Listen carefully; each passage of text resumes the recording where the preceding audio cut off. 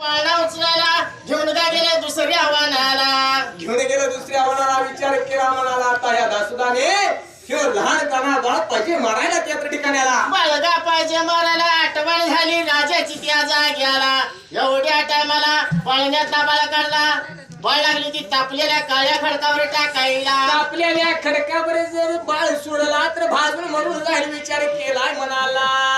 तापलेल्या खडकावर बाळ लागली होती टाकायला. टाकल्याला बाळ काय का लागला होता करायला. कुणाला वे माझ्याची कुरडे गावाला वे कुणाय रायाला वे कुणाय काय रायाला वे आणि लहान तान्या बाळाला शोकल्या बाळाले शोकल्या बाळाले.